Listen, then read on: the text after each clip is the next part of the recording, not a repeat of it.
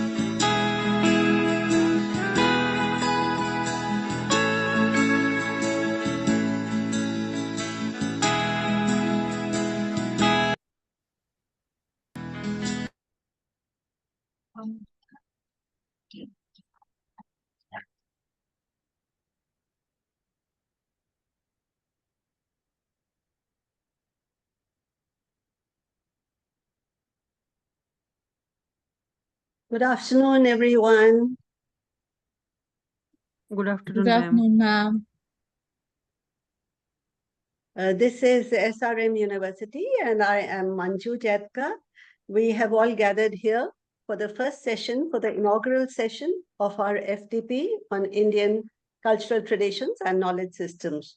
So I welcome you all to this particular session, the inaugural session, and the special speaker that we have here today is none other than Professor Dinesh Singh, whom we know so well.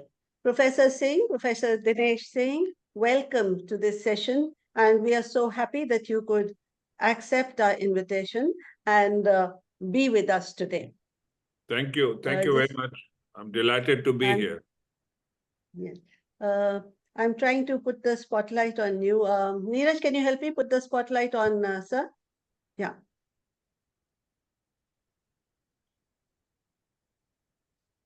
So Professor Dinesh Singh is here, and we have our Dean Academics, Professor Samuel Raj, who is also here. Sir, good to see you here. Samuel, Neeraj, please spotlight on Samuel, sir. Yeah. So we have Samuel, sir, here. Thank you so much for joining us. We were wondering how to get across to Professor Dinesh Singh, and then Samuel, sir, came to our rescue. And well, it's been very nice being in touch with him. I have personally heard Professor Singh many times, and every time it is a mind-blowing experience. I'm sure today will also be a memorable experience. Before I introduce him further, Samuel, sir, would you like to say something about the FDP that we are having and about Professor Singh? Yeah. I know he's a personal friend of yours. Thank you. Thank you so much, ma'am. It's so nice of you. And in fact, the credit goes to, Professor Manju Jaitka, ma'am, to arrange such a, excellent FDP. Many times, we forget our own cultural heritage, and then we forget our, about our own systems. But we focus on so many things. And above all, the credit goes to her for inviting Professor Dinesh Singh, who is an eminent scholar in this field and who is well known to everybody. And, he's a great scholar, and he was a former Vice Chancellor of Delhi University. And more than that, he is an eminent scholar in many aspects. So, sir, we welcome you on behalf of SRM University. It's so nice of you to take your time and come over here. So in fact, our faculty members are there in our conference hall. And, this is a hybrid mode. So, my sincere and, heartfelt welcome to, Professor Dinesh Singh and all the eminent speakers over there. Welcome, sir. And, it's our privilege to host you for this event. And, we are waiting to listen to you, to hear from you. And, as I said, that when this Indian cultural heritage and knowledge system, so many people, they forgot, but I am so thankful to Professor Manju Jaika, madam, to remember this one and take it. In fact, all of us, we know that when we talk about our culture, our system, how it has saved the whole world, during the COVID. So people started, we used to welcome anybody or we want to greet anybody. We used to say namaste, namaskar. We used to fold hands. And, that is a way to welcome the people. That was followed during the COVID time. In fact, the, Britain, the UK, king was like, focusing on that one. So we need to follow the Indian tradition and the Indian way of, greeting each other. Let us not follow the Western culture. Let us not follow other system when we greet. This is the right time. So the whole world is taking our system. The whole world is taking yoga. The whole world is taking, other like, Indian traditions. In fact, the world is accepting the vegetarian meal. Okay. And, so they started that, vegan meal, and then they followed, they started taking our food, our tradition. If you remember that haldi, turmeric, okay, any good occasion, we start with that one. Now that is popular in the Western countries. It is popular in the, America, in many other countries. And in fact, the knowledge system, if we go back to this Vedic knowledge, if you go back to that, the useful nature of Ayurveda, Siddha, and many other things, it's the time to, invest more, time, energy, and even research funding and get back to our system. There will be, it's like a treasure. And it's a huge thing. And when we talk about the Indian cultural heritage, I'm just focusing one or two things where I am familiar, but it's like a ocean. And we have excellent speakers, and let us listen to them. And I'm not here to give a lecture. I'm here like you to listen to Professor Dinesh Singh and others. So once again, thank you so much, ma'am, for inviting Professor Dinesh Singh and other eminent scholars. We are here with you to listen to them and gain. And also we will see that from the university level, after this FDP, what we can do. Can we create a center so that, we will take it forward? The FDP should not be over just only with the FDP, because it's not going to be just like one of the lectures. And we need to take it forward. And, definitely not only our university will get benefit. In fact, this benefit, many more people from other universities as well as, like many other places also will be able to get benefit from this FDP, as well as the outcome which will be coming out of this one. And then afterwards, let us discuss it separately, and then we can think how we can take it forward. If there is a need arises, then we can contact Professor Dinesh Singh, and then we will take his advice and others. With that few words, once again, I welcome all the people, whoever joined within this university as well as from other universities, and also my special welcome once again to Professor Dinesh Singh and other speakers. Thank you so much. Thank you. Thank you, Samuel, sir. Without your support, we could not have done this. And yes, this is a vast field. We are just beginning, and whatever we are doing, our effort is just a drop in the ocean. Yesterday, we had an orientation session. It was a Sunday, it was a holiday, but even then, everyone joined in. And then I explained that the field is very vast. It's like a huge ocean, but we have to begin somewhere, because little drops of rain make the mighty ocean. So we have to begin somewhere. And you and I have been talking about the Indian Knowledge Center that we need to start. Perhaps we'll come around to that also. But coming to today's session, Sir Professor Dinesh Singh, there are about more than 50 people logged in online, and an equal number that is sitting in the conference room. You can see the conference hall also. They are following the proceedings that are taking place now. Most of us are familiar with Professor Dinesh Singh, but there are some very young scholars who may not know too much about Sir. He's an outstanding academician, outstanding scholar, but for the benefit of those who are relatively unfamiliar with senior scholars, let me give a brief introduction of Professor Singh. Professor Dinesh Singh has held several key positions in academia, including Vice Chairman and Chair of the Executive Council at the Jammu and Kashmir Higher Education Council since 2022. He previously served as Vice Chancellor of the University of Delhi from 2010 to 2015 and as the Director of the South Campus from 2005 to 2010. He has been an AICTE Distinguished Chair Professor from 21 to 23 and currently serves as the Chancellor of K.R. Mangalam University since 2018. His international affiliations are many.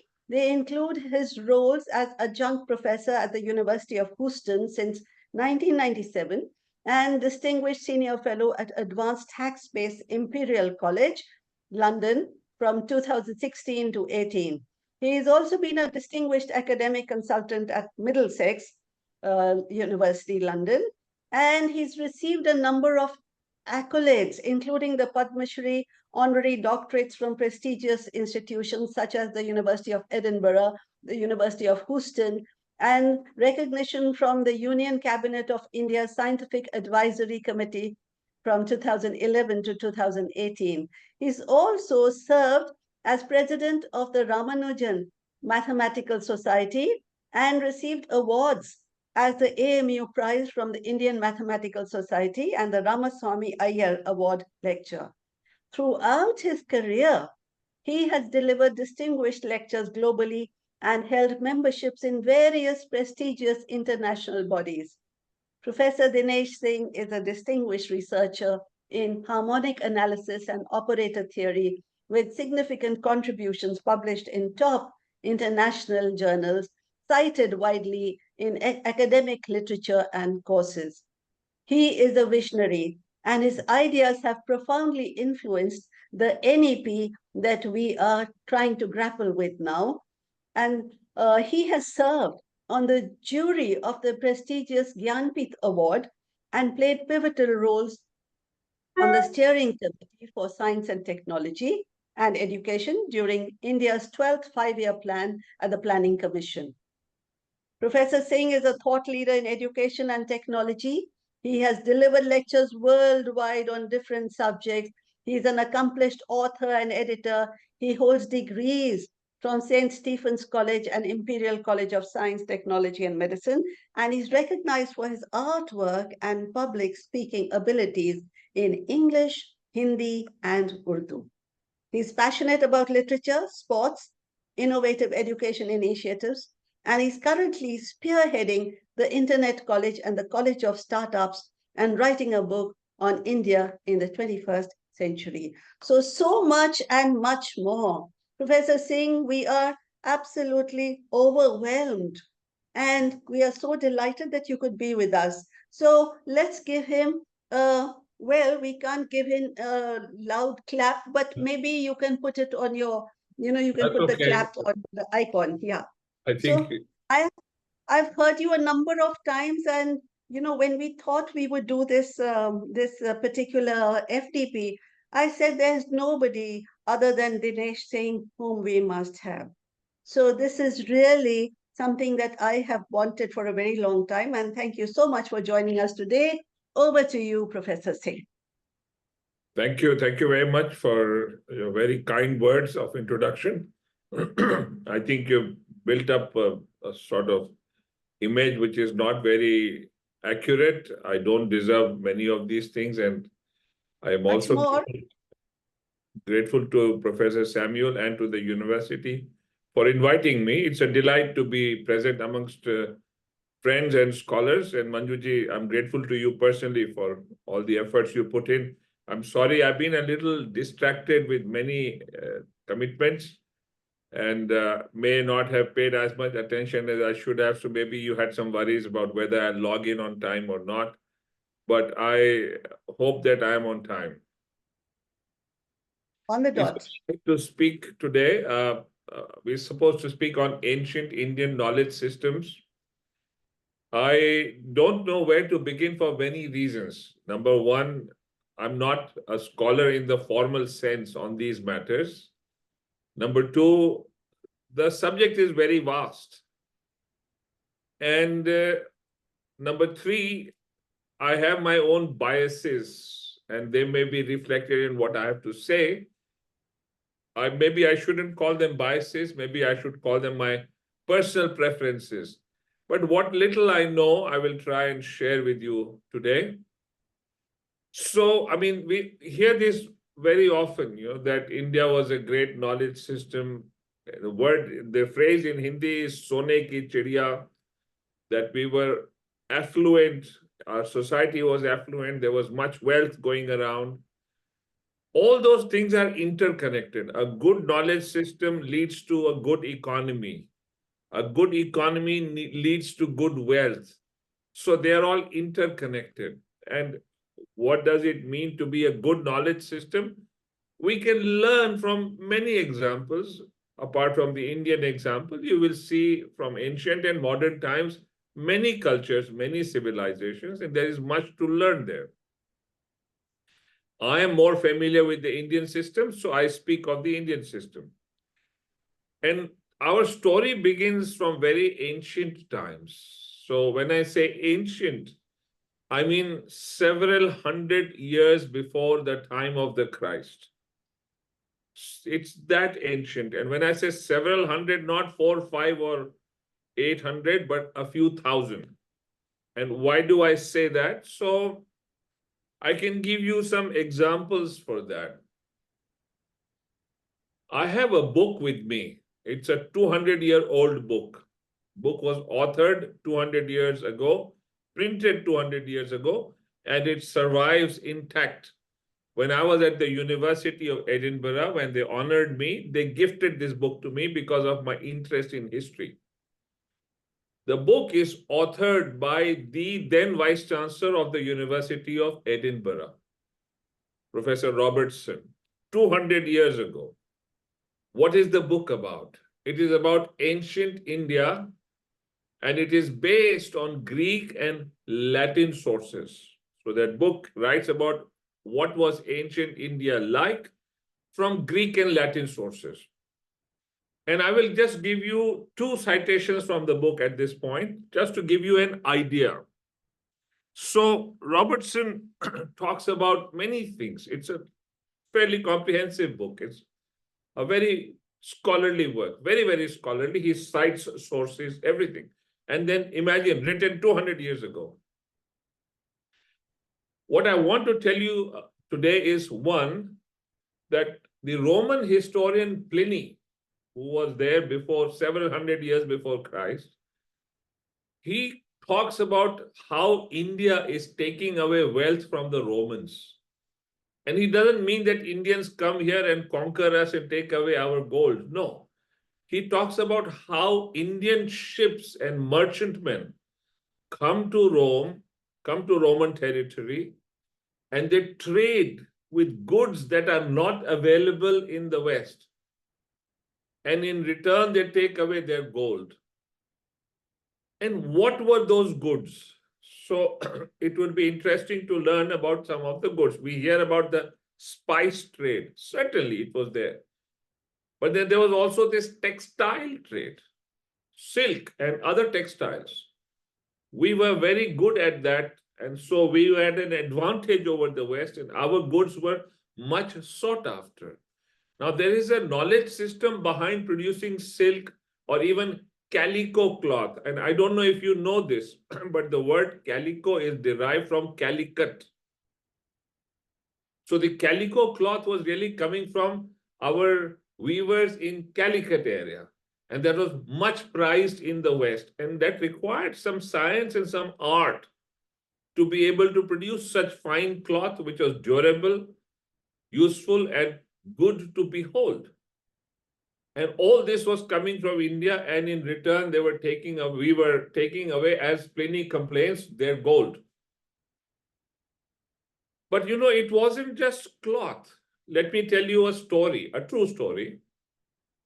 When Alexander came to India and he had skirmishes and battles at the frontier areas, and he fought with Pururaj, whom we call Porus, and he had a major battle there and he almost lost.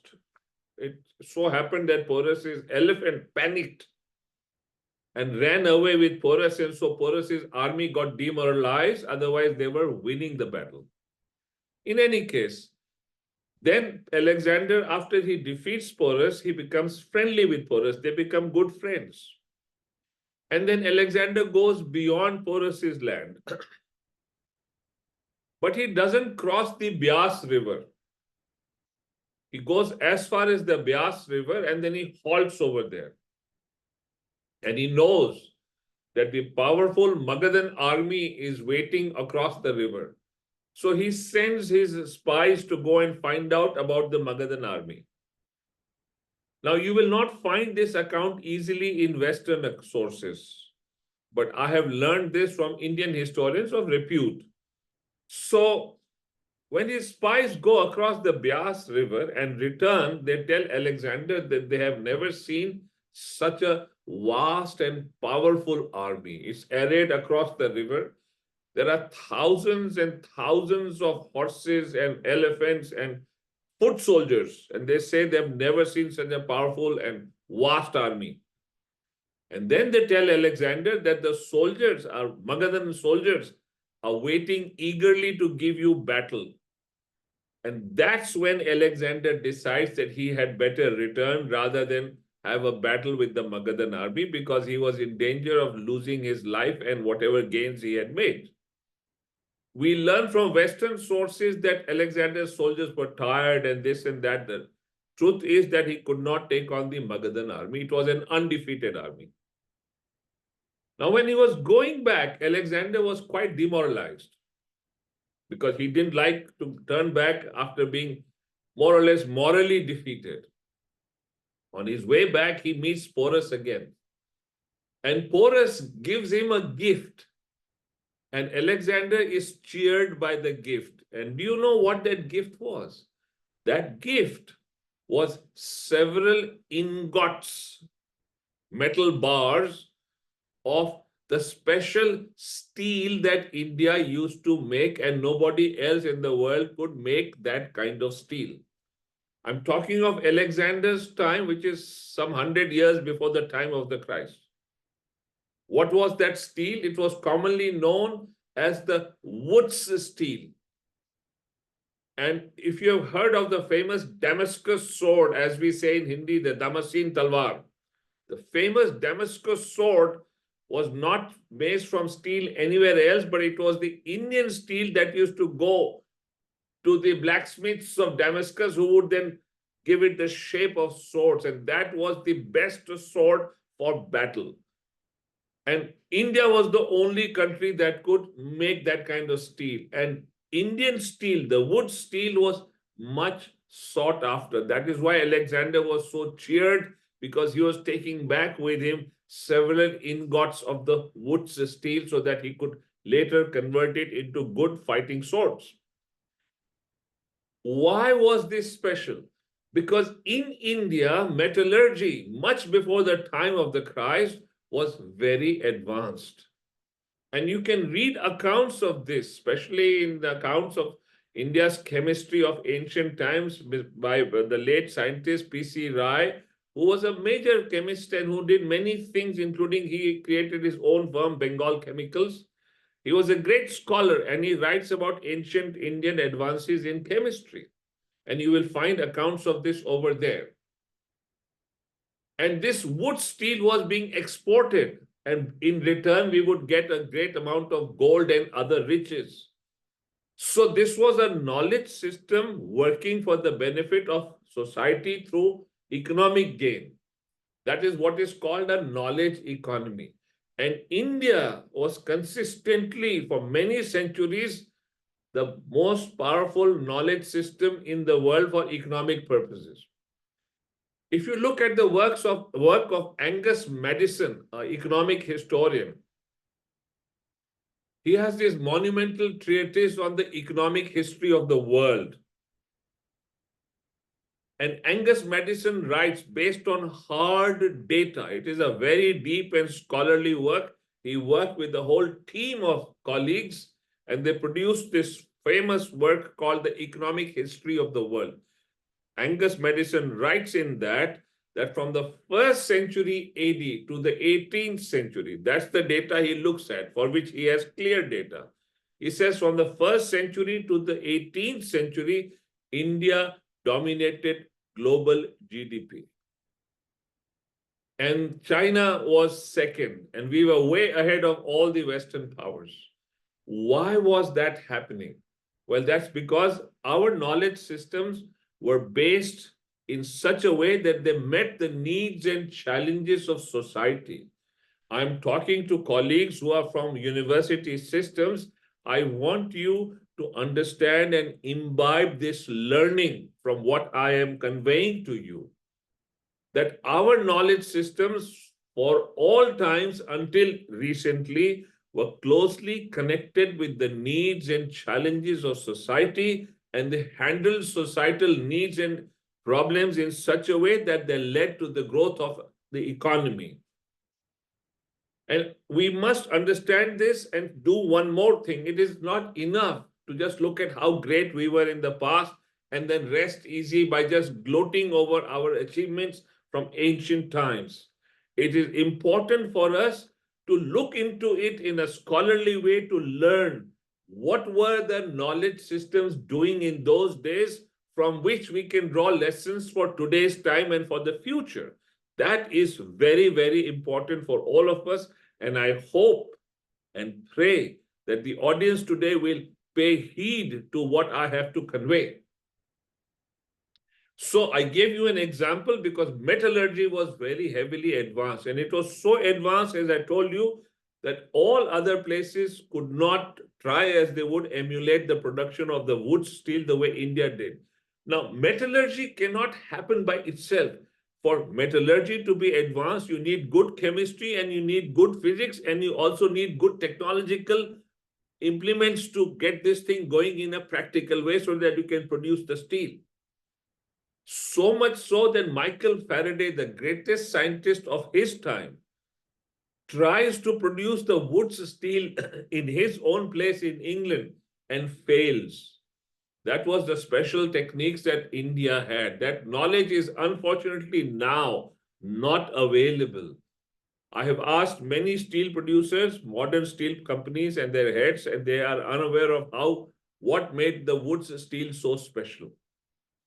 And you must also delve into why it is called Woods steel, W-O-O-T-Z, Woods steel. There's a story behind that on which I will not dwell at this moment.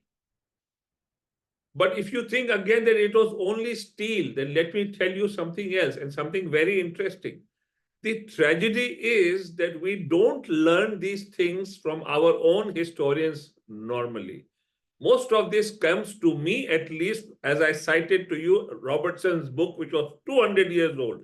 I don't find that book being prescribed or referred to by students and scholars in India. I have been talking about this book for the last 12 years, ever since Edinburgh gave me that book. I didn't know about the book till they gave it to me. But I don't see Indian historians referring to that book. It is an amazing book. But there were, as I told you, many other things. I said I'll mention two things from the book. I mentioned one thing. Here's the other thing. In that book, which is based on Greek and Roman sources, there is one section where he tells you a very interesting story. Robertson writes that he has come across a manuscript in Sanskrit from the Karnataka region. This is Robertson writing 200 years ago.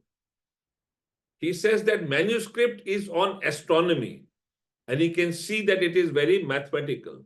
So he engages the help of his colleague, the professor of mathematics at Edinburgh University. Together, the two decipher the manuscript.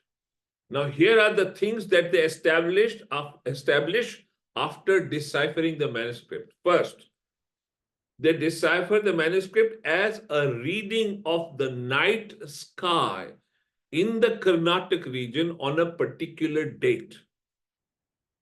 Now, I could make a reading today and claim it is 1,000 years old.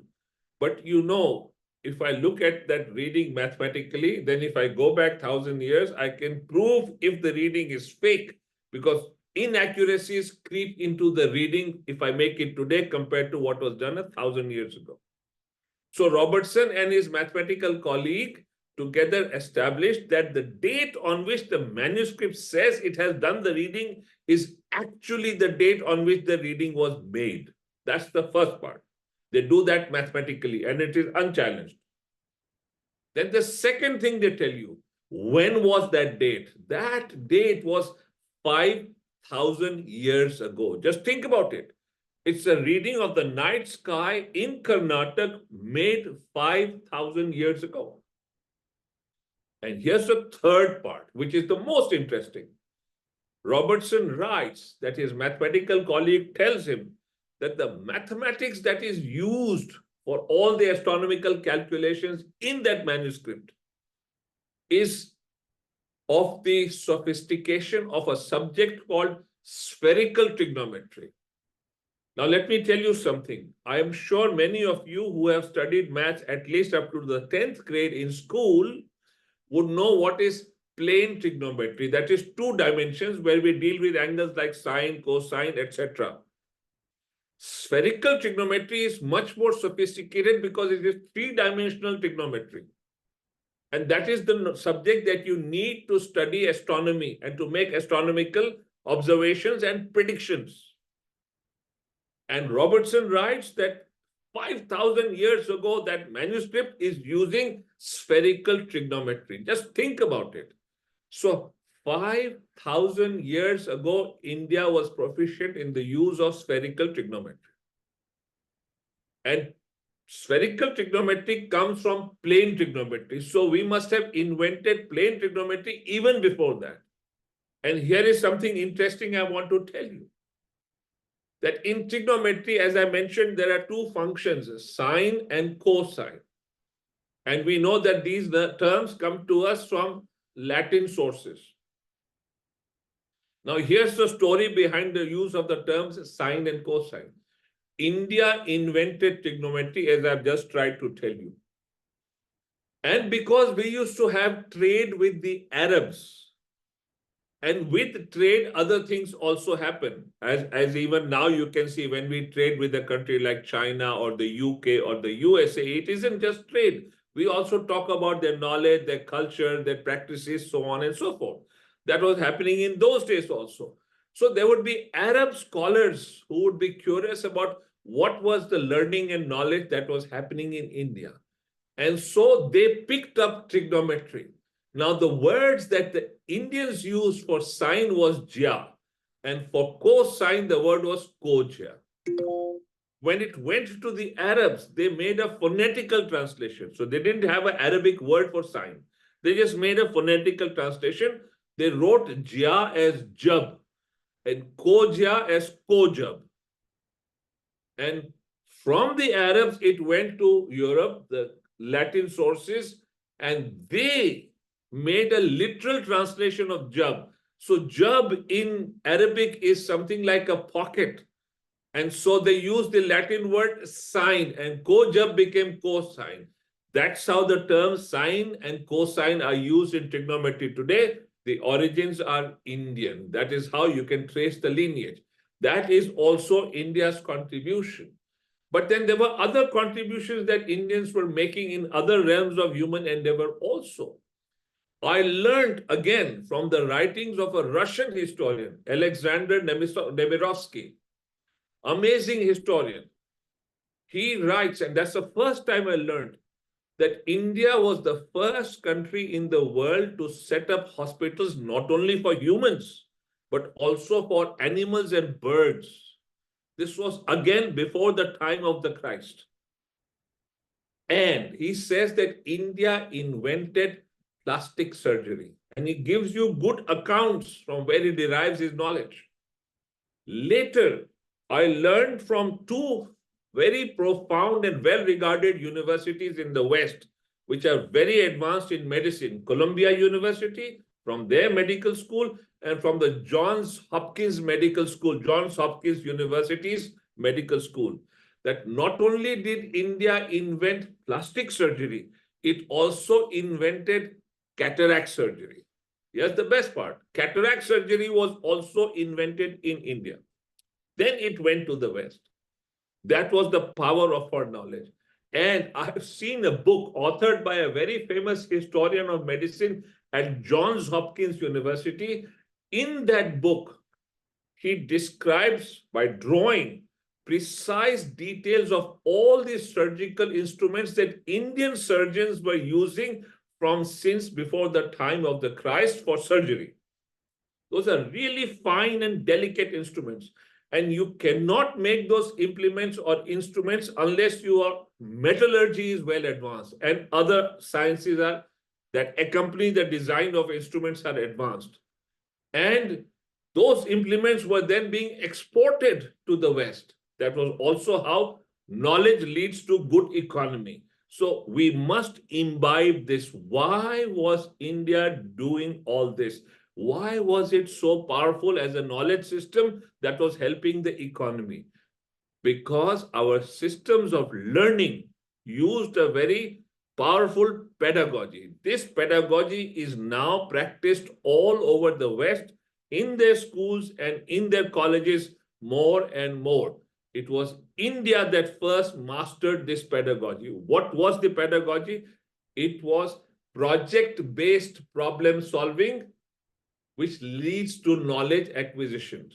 So what kind of problems? Problems of society, which would be solved by people working on projects rather than sitting in a classroom and learning by memory. There were no blackboards in ancient times, but today what do? Most of our learning, no matter what the subject, happens through rote memorization, lectures on the blackboard, and then a textbook, and then a strange question paper that only encourages more practical memorization rather than knowledge that leads to creativity. So Indian systems were not like this, and I'll give you many examples. Here's an outstanding example. Our Upanishads record our knowledge systems and our gurus and the universities and their practices. And I'll give you two examples from the Upanishads. If you look at my favorite Upanishad is the Chandogya Upanishad. These are historical recordings of the great gurus. In fact, my column today in the New Indian Express speaks about learning from the Chandogya Upanishad in the special way. And if you care to read at my column, I also post it on LinkedIn, but it's also there online. If you write Dinesh Singh and New Indian Express, in today's article, you will find my column. That's a very brief column. Let me explain what I write there. So the Upanishads are also hundreds of years before the time of the Christ, many hundreds of years. And these are historical recordings of the great teachers in our land. And in the Chandogya Upanishad, I'm going to give you a episode that happens in the university of the great teacher Gautam Haridrumat, who was in today's terms the vice chancellor of his university. There's one big learning you must have here. To Haridrumat's Gurukul or university, there comes a boy of 12 to gain admission. The first learning in India, our children were homeschooled till they were 12 years of age. And then they went into one continuous system of knowledge. There was nothing like a school and a university. It was just from 12 years till you graduated, you were at the same place. And that is a very powerful and productive practice. And I have colleagues in history who have unearthed documents from Bengal. And remember, Bengal has been a huge knowledge powerhouse. And in Bengal, the practices up to the 18th century, before the British took root, tell us that our children were being homeschooled in local schools within the village till age 12. And then they would go on to a higher institution. That was the two-stage learning process. That's the first learning we must have. Now, what do? We talk about ancient knowledge systems, but we are not willing to change so that our children are not forced to start entering play school from age 2, 3. and that harms the child's mind. The closer the child stays to home in a more comfortable environment, in a more informal setting, till he is a little mature or she is a little mature, things become better. And then the child learns more productively. But then the story goes on from there. This boy goes to the Gurukul of Haridrumat and seeks admission. And Haridrumat says, child, we admit only Brahmins.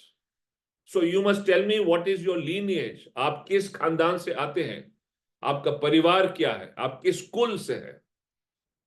And the child says, I asked this question of my mother before I set forth for your Gurukul. And my mother told me that she has worked as a maid in many homes and many men have taken advantage of her. And so she has no idea who my father is. But she told me to tell you proudly that I am Satyakam, son of the maid Jabala. And what does Haridrumat say?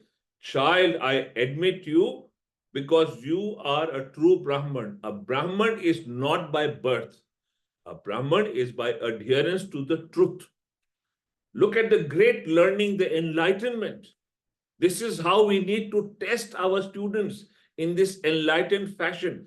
In a normal school, they would have said, we don't know your lineage, go home, I don't care. We must first know your lineage no matter what.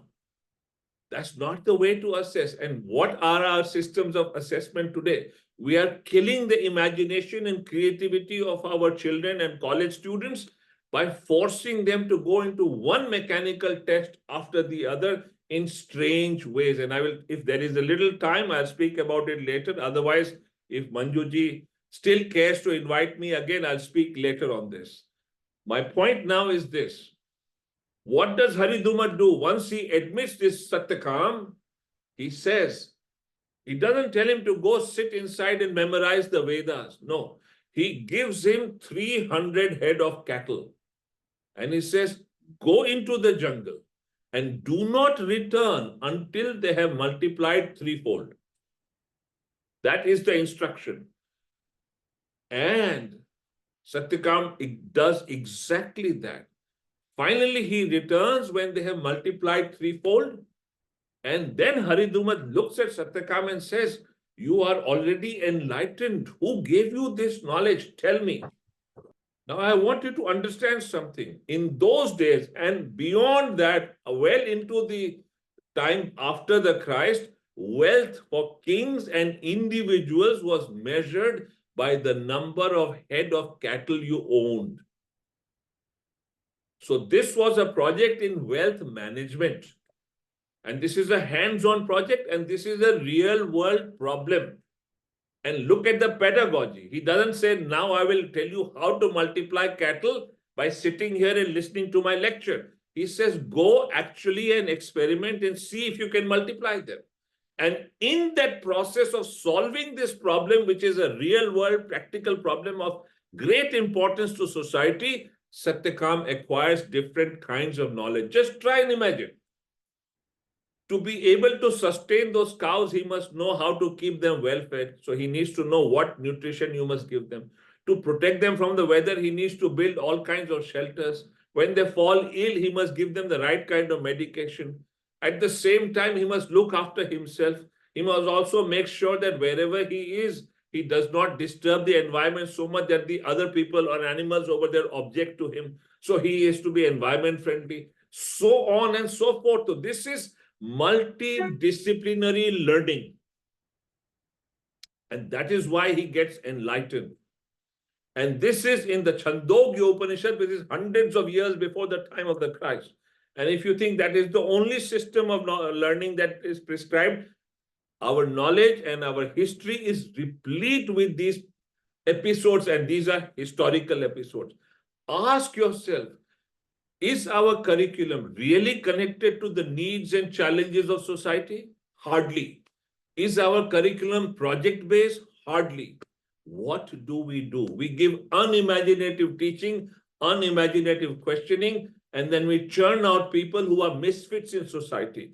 Knowledge systems have to work in such a way that they excite the idealism and the imagination of the youth. And that happens when you tell the youth to become acquainted with the needs of the nation, with the needs of society, that's when the youth begin to get idealistic imagination and attachment. And that is something we don't do at all. I have seen every subject that is taught in India, no matter technological subjects or engineering subjects or the humanities, it is all text-based, lecture-based on the blackboard, and exams are sort of created in very unimaginative ways. And I want the audience to think about this. And what are the things that help us when our society is faced with challenges? Knowledge, which is practical, but also high end. It can't be just a practical knowledge where you learn how to drive a nail into a wall with a hammer. That is also useful, but this knowledge must come through practical experiments and exercises. Ask yourself this question. I have yet to come across a school in India. Maybe there are schools like that. I don't know every school. But I have been to many schools in the last so many years. There are two things that bother me about our schools in India now, in today's world, as compared to what we did in ancient times. We are asked in chemistry to analyze salts. In my time, when I was in high school, there were 12 salts. And I was asked to analyze those 12 salts repeatedly, week after week after week. I stopped analyzing them because it was trivial. I knew there are 12 salts and I could just look at them and tell you which salt is what. So an experiment to analyze the salts was meaningless. An experiment is of value only if you don't know the outcome, so that learnings can happen. The experiment doesn't have to give you what is called a right or correct result. It is just a process of learning. And that is something our schools don't do. Have you come across a school that tells a child, okay, why don't you go pick up the soil on your campus and analyze the salts in that soil? You can do this in a multidisciplinary way. Even the biology practical can be done through the same soil. Try and see if there are any bacteria there. Try and see if there are any amoeba there. Try and see what vitamins you can find there. See what tests you can conduct. Who knows what you will find? Even if you find nothing, in the process of trying to find, you learn many things. But no school does that. Compare this with what Haridurma did with Satyakam. That is why we were able to produce. That is why our cattle were of a high order. That is why we are good at genetics.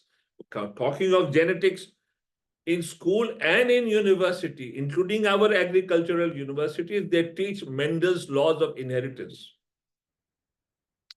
Mendel's laws of inheritance are taught on the board, and you're memorizing them with your students, and then they go to the exam and they write in a mechanical way. I have yet to come across a single school or a university where students, including agricultural universities, I'm in charge of higher education in Jammu Kashmir. There are very fine agricultural universities there. I've been speaking to those professors there.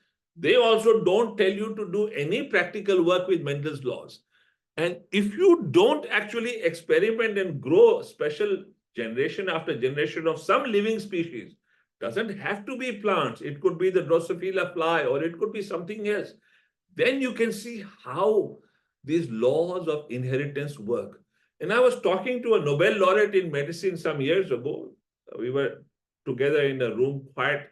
And I asked him, what was the work that you did that got you the Nobel Prize? And he said, I worked with the genetics of the Drosophila fly, the fruit fly. He says it is one of the simplest organisms you will find. And in that fly, because I can breed it generation after generation within a matter of days, I could see many things in genetics that I learned about the fly, and that got me the Nobel Prize.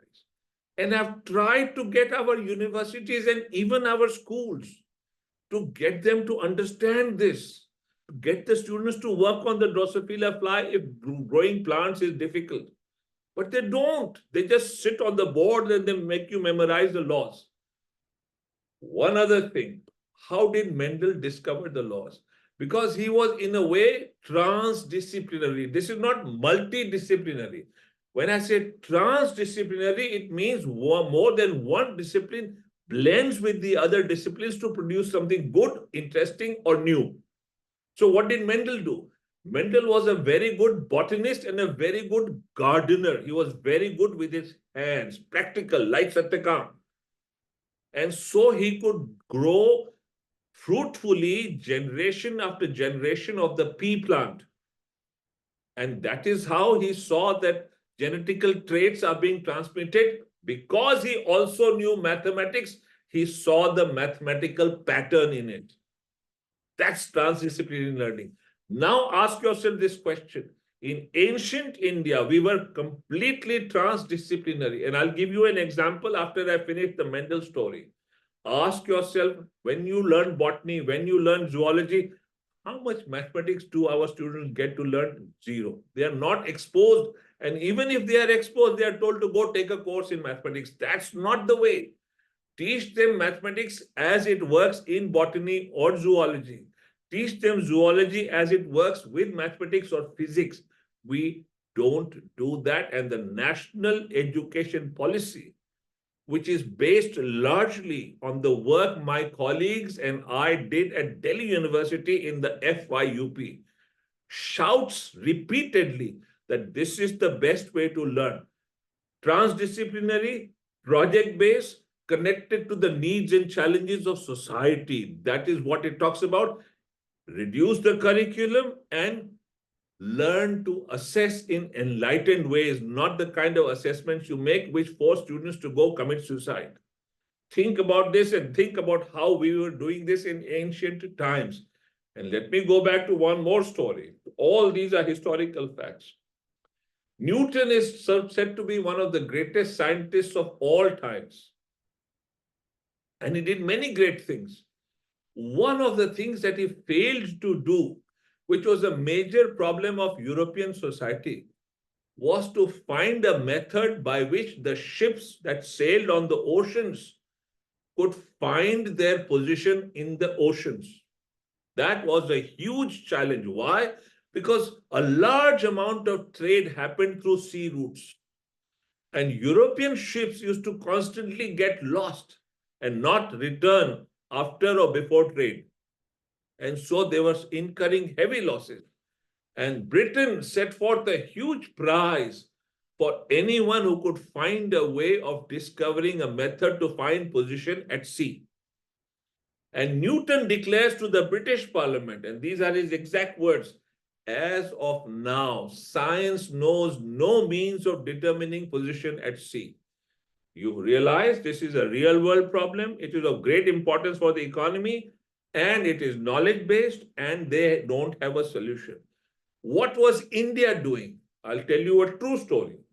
There is a tiny island off Madagascar. It's very tiny. The name of the island today is Socotra. Its actual name is a Sanskrit name which goes back to the times of Christ and maybe before. Its real name is Sukhadra Dweep, the island that gives you a lot of satisfaction and joy. Why? Because this island has lots of caves, and on the walls of the caves are the writings of Indian sailors in the Brahmi and Sanskrit scripts, where they write their stories and they are dated, and they date back to the time of the Christ till the 18th century. So Indian sailors were crossing the Indian Ocean, this huge ocean, without fail, landing at that island and then replenishing their supplies and moving on to Africa and beyond. Accurately landing on this tiny island. Why? Because India had mastered the way of finding position at sea. Our knowledge systems had taken up this societal challenge and found how you could locate position at sea through a mathematical device, a physical device called the Ruppel guide. In my history books, I read that Vasco da Gama discovered the sea route to India. I learned later from a Harvard historian that Vasco da Gama did not discover the sea route. All he did was he stopped at Africa, I think it was Mozambique, at some place there, picked up an Indian navigator by the name of Kana. And Kana took him from there straight across the Indian Ocean to Calicut. Straight. Why? because Kana had the Rappel guy with him and Vasco da Gama saw him use that device. So when he returned to Portugal, Vasco da Gama carried this device with him, but he couldn't figure out the mathematics behind it. Later, I asked a very distinguished professor of history from Portugal, and she also said, of course, we know that he used the device. Kana used this device and took Vasco da Gama. Vasco da Gama didn't know the route. India knew the sea route from hundreds of years before that, and Indian ships used to travel without any loss accurately and return accurately because they were using this Rappel guy. That is what I mean, connecting knowledge systems. That means universities, colleges, and schools to the needs and challenges of society, and getting our students to work in groups on projects that are so important and transdisciplinary. And our students will gain much knowledge. That is something India has failed repeatedly. And this is something of great need. I want each one of you to think about this carefully. It is so important. How important is it? Let me give you an illustration of, in modern times, what is a knowledge economy. All of us talk so much about the great universities of the world. We talk of Harvard, Cambridge, Stanford, so on and so forth. But we don't want to learn what is it that they do? What is it that makes them great? I looked at Stanford University. The story is true with other universities also, but I'm giving you one example. In 2012, there was a study of the geographical area around Stanford University, just a small area around the campus of Stanford University. It is full of various commercial organizations, companies, corporations, just around, small area around Stanford University. I've been there to give a lecture. And do you know what? In 2012, they studied the GDP of that small area. In 2012, that is more than 10 years ago. And the GDP in 2012 was $3 trillion because of one university. Now you ask this question. India's economy today is a little more than $3 trillion. And I'm proud of this. India is making progress. There is no dearth of talent. Our enterprise ideas are very good. Where are we lacking? In our systems of knowledge that are not connected for the well-being of society. We mechanically produce people, give them degrees, and just throw them out to the world to spend for themselves. And they are not adding much to India's wealth. That is where the challenge lies. Those are the things we must learn from the lessons of history, from ancient knowledge systems, so that we can use that to inspire our youth and to get them to be productive in the way that will make India even more powerful, even better than what it is today. That's all I had to say. Thank you very much. Jai Hind.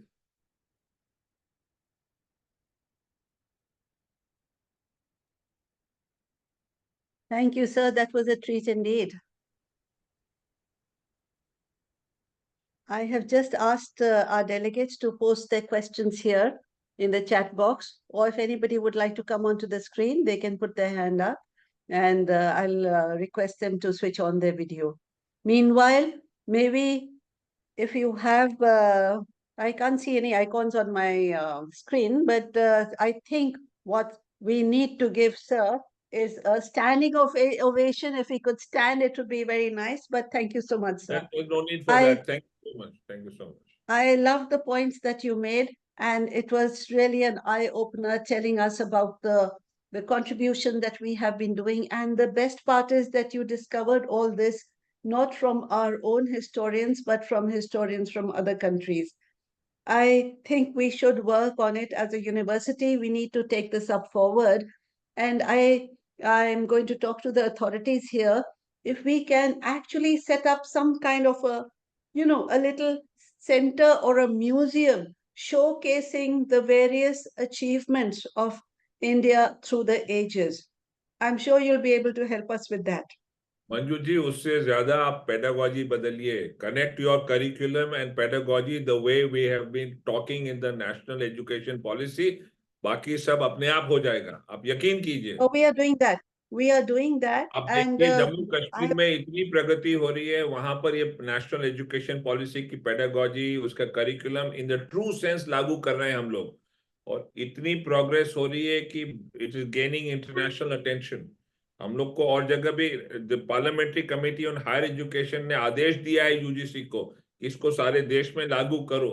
I am hoping कि शायद कुछ निकलेगा, पर आप अगुवाई कर सकती हैं। No, we are doing that. We have implemented the NEP, and I'm sure if we have more discussions with you, we NEP would be का able मैं to do माफ it much कीजिएगा, better. मैं कोई ज्ञानी नहीं हूं, परंतु चूंकि हमारे ही काम से वो प्रेरित है, मुझे ऐसा लग रहा है कि जहां लागू हो रहा है वो मैकेनिकल और मिसप्लेस्ड तरीके से हो रहा है, उससे नुकसान हो रहा है। जो ट्रू तरीका है वो बहुत कम मुझे दिखाई देता है। हमने मैकेनिकली कुछ वैल्यू एडेड कोर्सेज, जैसे लगता है बाकी कोर्सेज डिवैल्यू करते हैं क्या, कि वैल्यू एडेड हर कोर्स की वैल्यू होती है। उससे भी ज्यादा नॉलेज और स्किल्स को ब्लेंड करना है और समाज के चुनौतियों से करिकुलम को जोड़ना है, वो नहीं हो रहा है। अभी भी ब्लैक बोर्ड ड्रिवन है, हमारे सिस्टम्स ऑफ असेसमेंट भी बहुत ही पिछड़े हुए हैं। अगर आप Sir, उसमें कुछ blackboard अगुवाई driven नहीं है. करती हैं। Sir, blackboard driven नहीं है. It is all internet driven. You don't find the students going to the internet से भी libraries. You वही don't चीज find होती them है मंजू reading. जी, इंटरनेट इज नॉट माई। आप प्रोजेक्ट्स क्यों नहीं करा रही हैं? और मेरा व्यक्तिगत आपसे नहीं है कोई रंजिश, आपने तो कम से कम अगुवाई की है बहुत, तो मैं आपको नहीं कह रहा हूं, मैं मेरे सारे जो सहयोगी गण है उनसे कह रहा हूं। कौन से मेंडल की लॉ क्यों नहीं मैथमेटिक्स के बच्चे प्रैक्टिकल करके देखते हैं? क्या पता कोई नई चीज सीख ली। उसमें मैथमेटिक्स भी है, उसमें बॉटनी भी है, उसमें और चीज भी है, नहीं करते। मैं बॉटनी के लोगों से, जूलॉजी के बच्चों से पूछ चुका हूं कि बैक्टीरिया को क्या आंखों से देख सकते हैं, किसी को नहीं मालूम, किसी को नहीं मालूम। तो किस तरह की नॉलेज हम दे रहे हैं? That's what I am trying to tell you. Internet को छोड़िए, वो अच्छी चीज नहीं है। आप प्रैक्टिकल प्रोजेक्ट्स कराइए समाज से जुड़ी हुई, तब देखिए। We are making an effort, sir, and we would love to have your guidance from time to time. You also talked about assessment. You talked about assessment and the way we assess our students, the way we assess our institutions of higher education. I'm sure you have certain views on that, which we may like to hear about. आप तो देख रही हैं बच्चे कितने पीड़ित होते हैं, the way we assess.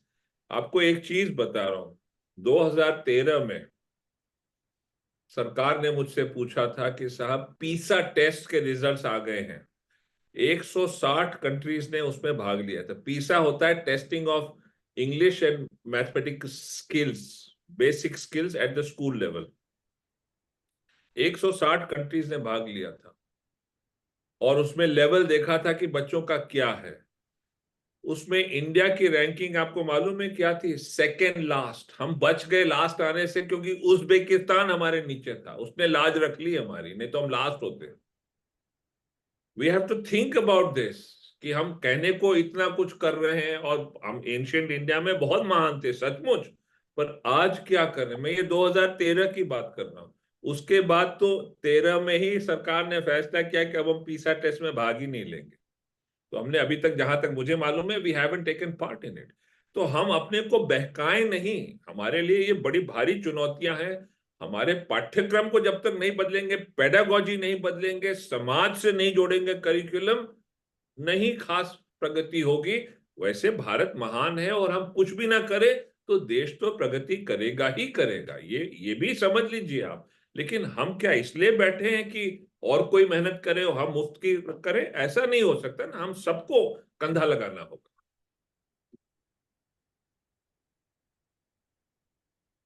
There are no questions in the background, just a हो couple सकता of है मेरी comments. आवाज जा ही नहीं रही हो वहां। They wanted to know the name of the book of history that you mentioned. I think the मैंने Robertson काफी one. क्लूज दे दिया है, अब उनको बोलिए कि अपने से मेहनत करें, नहीं होगा तो मैं आपको बता दूंगा। 10 बार तो मैंने Right, नाम right, दोहराया। right. और थोड़ा अपने से मेहनत करिए, बैठे बैठे स्पून फीडिंग ना कराएं। ये सब पढ़े लिखे लोग हैं, ये कोई अज्ञानी तो बिल्कुल. है नहीं। थोड़ा होमवर्क करें। Yeah. कितनी बार नाम लिया उस वो हिस्टोरियन का मैंने, कितनी बार, अब ढूंढे। विश्वविद्यालय का भी नाम लिया, वर्ष भी बता दिया। So you need to work on that. That's part of the learning process. Anyway Manju ji, मैं इसलिए बोल रहा हूँ क्योंकि I regard you as a good friend. Please forgive me if I am sounding a little rude, okay? Not at all, not at मेरा all. इरादा I ये love नहीं है your जब attitude. दोस्त Yeah. दोस्त रहते हैं तो मैं लिबर्टी लेता हूँ. So there are lots of compliments coming in. They loved your lecture and they would love to hear you all over again sometime. And I think we should organize something more. Whenever you have time, I know you're so busy. It was so difficult to get this slot from you.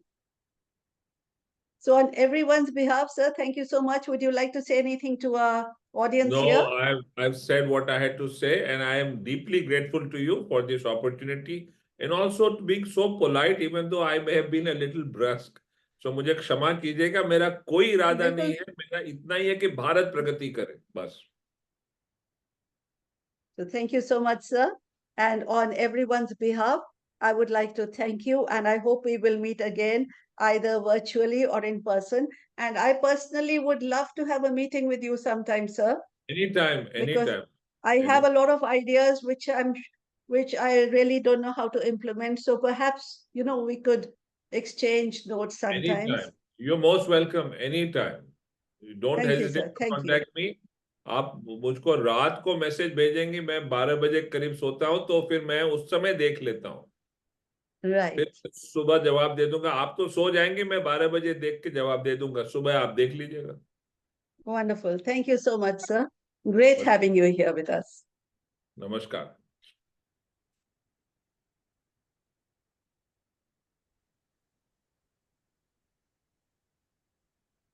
Right, we have Pushpa Nair here. Hi, Pushpa, how are you doing today? Fine, thank you. That was a very interesting lecture. I'm glad you enjoyed it. Wonderful.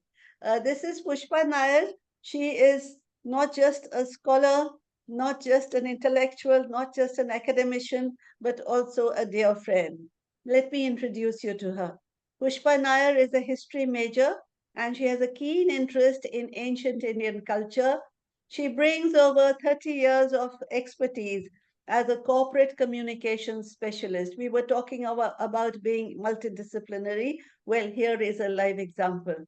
So her career spans roles at renowned firms like India Today, Hill and Knowlton, and so on, where she honed her skills in effective communication across diverse sectors. Transitioning a decade ago to establish EMAHO, which is a consulting firm aimed at creating meaningful impact, Pushpa continues to leverage her historical insights to inform her work.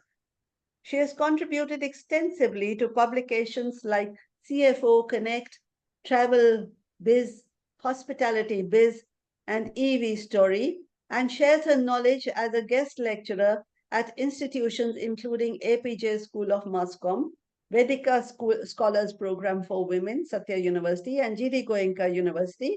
And there she teaches subjects ranging from public relations to digital transformation of media.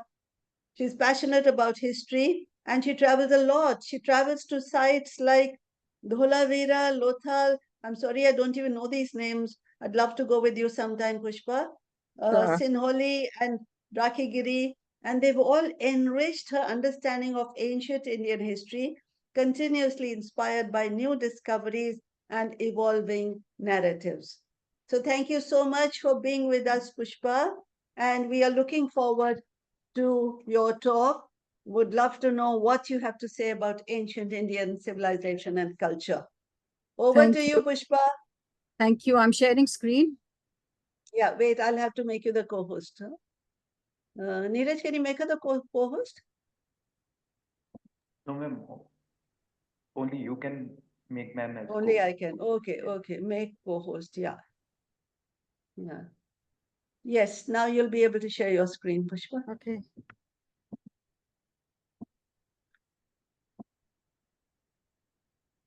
Can everyone see my screen? Yes, we can. Yes, ma'am. Yes, Okay, so Professor Dinesh Singh's lecture was very, very interesting. He highlighted certain facets of why our past was so rich and so great. But here's really the funny thing about this is history is written by multiple sources. And as far as Indian history is concerned, a lot of the history that we were taught initially comes to us from Western sources. And according to the West, India as a country never existed. It was a misnomer. It was a selection of various states. So India never existed, according to them. Unfortunately, this was a notion that prevailed for a very long time. And of course, later on, we have come to some kind of an agreement that yes, it did exist. But again, interpretations may vary. So since I'm talking about culture and civilization, here's how the definition of civilization is. And if we talk about this, this is our society, the way we live, what we do, how we organize ourselves. The first indications of what Indian civilization really dates back to as far as this. I don't know how many of you have been to Bhimbetka in Madhya Pradesh. It's a absolutely awesome place. And it dates back to something like 290,000 to 700,000 years ago. Now there you see the first indications of how society at that point of time used to live. What were their habits? What did they do? After that, we have this huge gap. And then in South Goa, we have this place called Pansemol, again, which dates back, I think, approximately to about 7,000 years ago. So there's this huge gap, which is right now empty. What happened? We do not know. According to Western historians, ancient Indian civilization begins with the Indus Valley civilization. Now, it is a fact that unfortunately, unlike in China and the Sumerians and Egyptians, we do not have any written history. So without a written history, conventional wisdom says that you cannot take it. So from the Indus Valley civilization, we do have the beginnings, and therefore it is considered as the beginnings of ancient India. Now, the way this was done, we've all heard about the Aryan theory of how the Aryan civilization, how this came about, etc., etc. This was for a very long time seen as the beginnings. Now here we have a civilization that flourished, a civilization which was beautifully laid out. It was a civilization which had town planning far before a lot of other civilizations even knew what town planning was. You had things like a bath, you had worship, you had trade happening. A lot of things were happening here which did not exist anywhere. And then suddenly this civilization disappears. We do not know still today what was the language. We have certain symbols that we have. They have not been transcribed as yet. A lot of people have tried, but it is still a mystery. What exactly and how did they live? All that we have are certain remnants. And Manju did mention some of these places are available in India also. Mohenjo-daro and Harappa, of course, are in today's Pakistan. But those of you who would like, right near here in Haryana, we have further up from Hisar, we have Rathigiri, again, a site 7,000 years old, which the Archaeological Survey of India is in the process of excavating. And you can see a lot of what those early years were like. So if you're interested, please do. This is really a snapshot. It is not a detailed part of ancient Indian history because I don't think we have the time for that. It's too big and too vast. So what were the people doing? Well, people at this point of time were largely interested in sculpture, pottery, from what we can see. They were warriors, and yet a different kind of warriors, because if you see the excavations of these places, they seem to have a flourishing trade. They were doing lots of things, but there was no military establishment.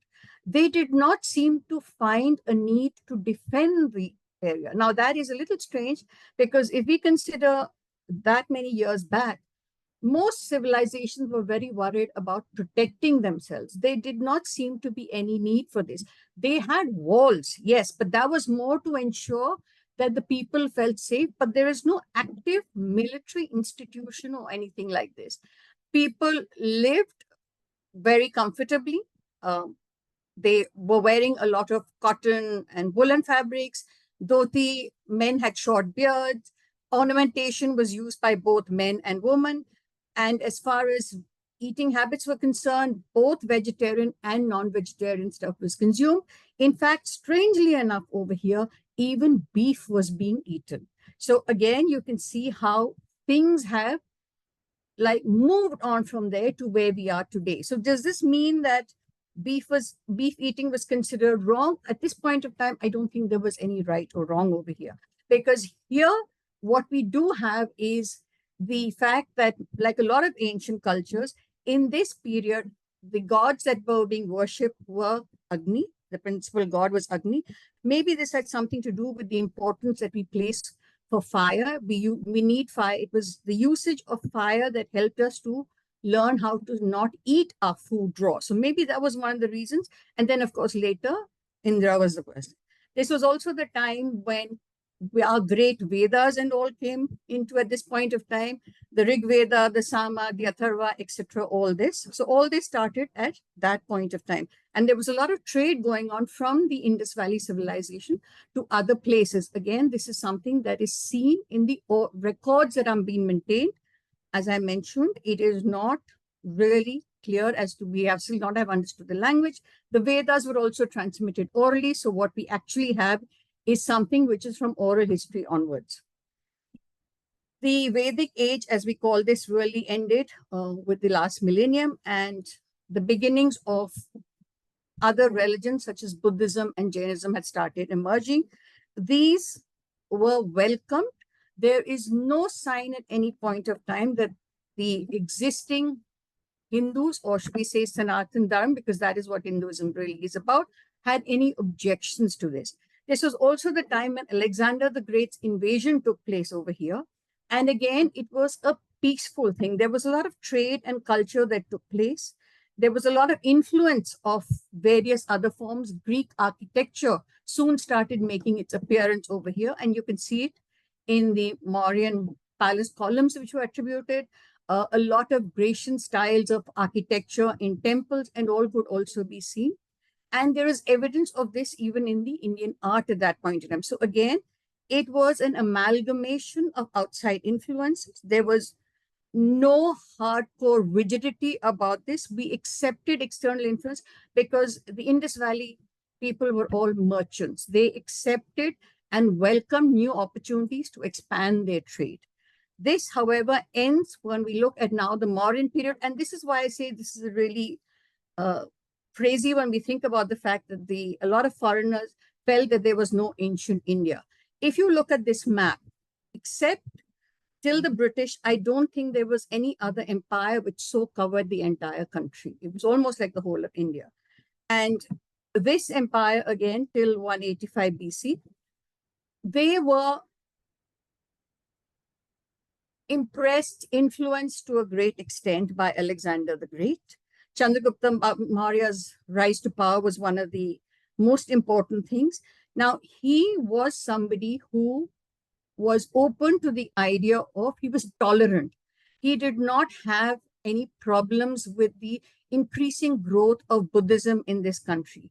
He accepted it, he encouraged it. This is also a time when we see oral records, when we talk about writing, coins were being minted, and there was a lot of trade happening. Again, this was largely merchant-based, and how to rule the place, what do you do?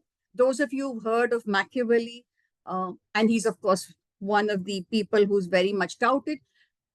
Chandragupta Maurya's minister Chanakya, who wrote the political treatise called the Arthashastra, which is a manual on how to rule the country, what you should do to keep your population happy, what are the rules, and how should a king function, etc., were all things that were written down far, far before civilization in other countries even knew. And the fact that this was a time of contentment, of peace, was really evident in the fact that the capital was a huge imposing city, implements were being used, and also the fact that we have the Ashoka pillars, which again are thanks to the Maurya dynasty. And there was a lot of, and this is something that we know, when there are times of peace, people build. When it is times of a crisis or the country is poor, does not have the money, it stops. So you have a lot of these great monuments, pillars that we can still see today. All this happened during the time of Ashoka. Of course, as we all know also, Ashoka was a great ambassador for Buddhism. He decided to turn, he was absolutely aghast at the cruelty and the number of people that had been killed during the war that he'd started, the Kalinga War, and he sought to change the way people think, and he proposed a dharma on how it should be done. But tragically, and this is attributed to many, many reasons, the death of Ashoka also meant the death of the Maurya dynasty. Now, whether this was because Ashoka was more focused on spreading Buddhism and he did not engage in military conquest post the Kalinga War, and at this period in time, war was a very essential part of growing, but the people were happy. There was no two ways about it. It flourished as an economy, but like in the normal order of things, it had to give place, and it gave way to the Kushana Empire. Again, not so vast as the Mauryas, much smaller, but this was again a big dynasty in its own right. And here, when we talk about it, Kanishka the Great was the best known in this. Now, here again, reflecting the influences of the earlier period from the time of Alexander the Great to the existing cultural norms and all were all continued, and they were reflected in what we saw. A lot of the stuff that we see at this point of time shows that right throughout there was a fusion of various cultures. People were willing and open. So when we talk about the fact that as a country, India has always encouraged various people to come in and join and be part of the whole, is very evident when we trace the way ancient India has accepted the various influences of outsiders coming right into the country. And again, this was reflected in the coins and all. The last empire of the ancient Indian, which is the Gupta Empire, again, this was very strong because this is when we talk about great achievements in various sciences. We talk about the actually writing down of the Vedas and everything else. We also see the elements, slight elements of rigidity creeping into our culture. Buddhism was beginning to decline at this point of time. Now, under the Guptas, Hinduism started emerging. It started occupying more space. The Gupta kings were not ardent Buddhists. They were willing to give equal amount of space to both. And this is also the time when we look at it that, and this fact that they gave time to both Buddhism and Hinduism can be seen in the fact that this was the time when the University of Nalanda was built. Post this, we do see the decline of Buddhism in this country, but under the Guptas, there was a lot of culture, art, and literature which grew in a big way. As I said, there was also a certain amount of rigidity which started beginning to creep in. Brahmins, the Brahminical lot, now started, the caste system was beginning to get more rigid. The Brahmins of this point of time were very clear that traveling outside their area would not be a good thing because it would be seen as spiritual pollution. So various kinds of things like here. But it was also a time of great beginnings in art and all. Kalidasa, a great figure in ancient Indian literature over here. He wrote plays and poetry and stuff like that. And of course, the Puranas and the Vedas were also reworked during this time. And now this is when we see the change, the transition from Agni and Indra to today, more modern, we see Shiva and Vishnu being seen as the main deities.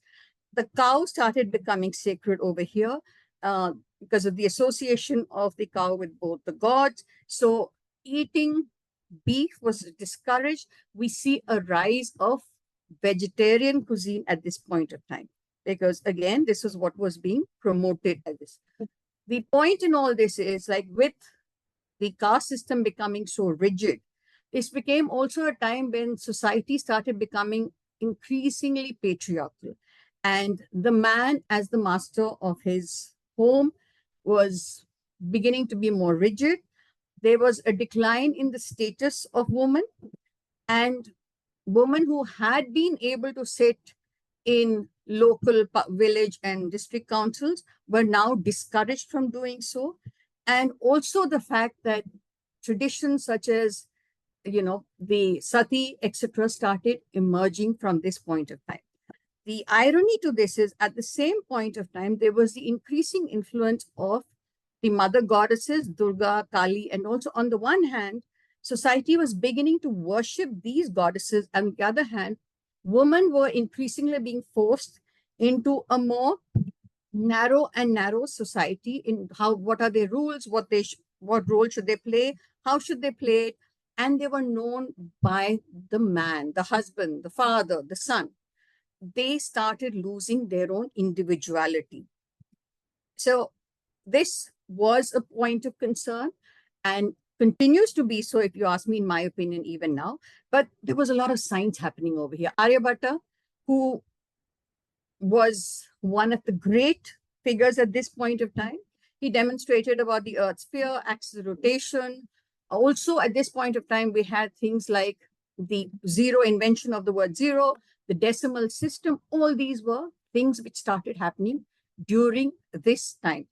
Unfortunately, the language of this time was Sanskrit. Everything was written in Sanskrit. So it was not possible for everybody did not know Sanskrit. And therefore, a lot of these learnings remained confined to a few people in the upper echelons of society. And how skilled these people were, a simple example of this is, if you look at the Iron Pillar in Delhi, till today, nobody has been able to understand why this pillar, after so many centuries, has still not deteriorated the way we would expect it. Tragically, as a country, I think we are very, very lethargic about protecting our monuments, our art. So we really don't have much, except for a few pieces that we can see in the temples in Ajanta, which really show how skillful the craftsmen of this area were and how much they had learned about techniques, which even today seem to be difficult for the modern architects to even imagine. Example of this, of course, is the Kailasha temple. It is a temple which has been carved from a single piece of rock, top down. Anybody who knows anything about architecture can tell you it is so difficult to imagine the perspectives, the width, the length, everything. But this was done, which is possibly the reason why there is such a big, there's a question of whether it was really built or was it built by a more ancient civilization, which was far more advanced. Textiles, we've always been very, very good. We've had very proficient in our textiles.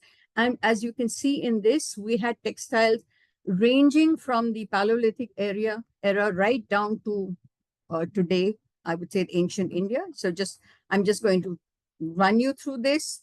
A quick look at the various kinds of cotton, silk, woolen, etc. that were used.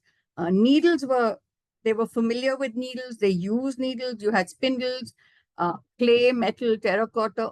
Everything was all there. Again, a lot happened.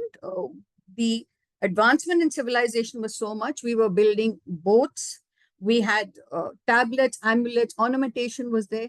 In fact, the question of whether it was the Sumerians who invented the chariot or was it already in India has burst open with this discovery in Sinoli of a wheel.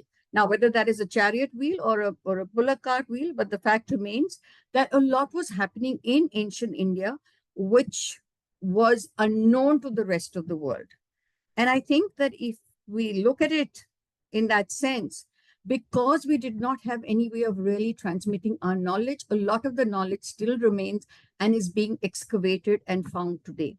And I hope that we can all know much more about ancient Indian history and what it really was all about. So some more embroidery. As you can see, various kinds of things were happening over here. There is a lot that was happening. The Vedas, they all have made references to it. They talk about what and how. In fact, there is a story which the Dhaka muslin that you've all heard. Apparently, Aurangzeb, when he saw somebody wearing the Dhaka muslin sari, he said, "Why are you wearing something that is so transparent?"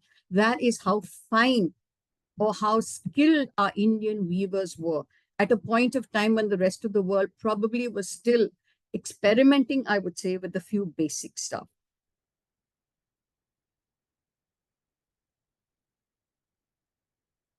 Just a quick glimpse.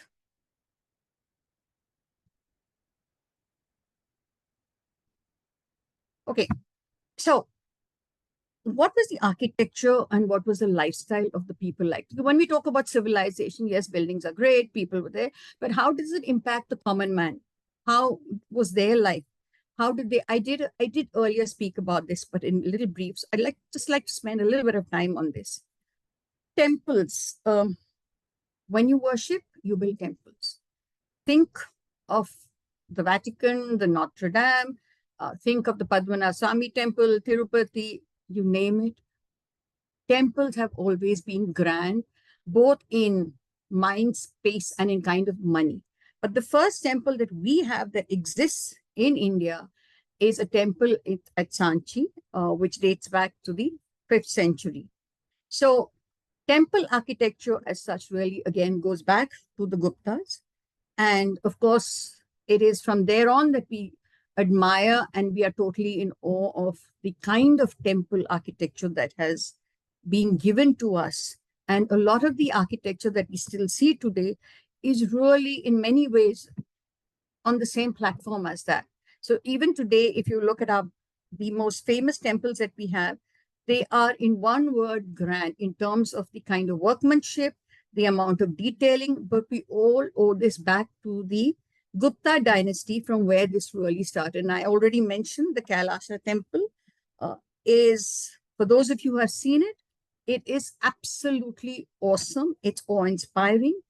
And in a way, it is difficult to believe that it was made in just so many years. And of course, people speculate that maybe this was not really the Rashtrakuta King Krishna I.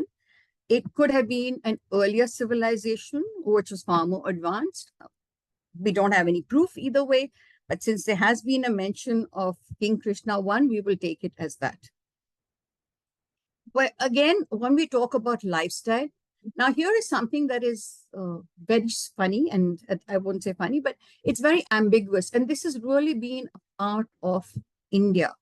India is many things. And I think in many ways, India is like the Ganges. It meets, molds, continues. In the same way, lifestyle in India has also been influenced by various influences that have come from outside.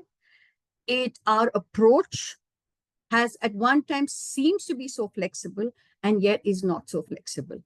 If we look at our openness to discuss sex, we will find that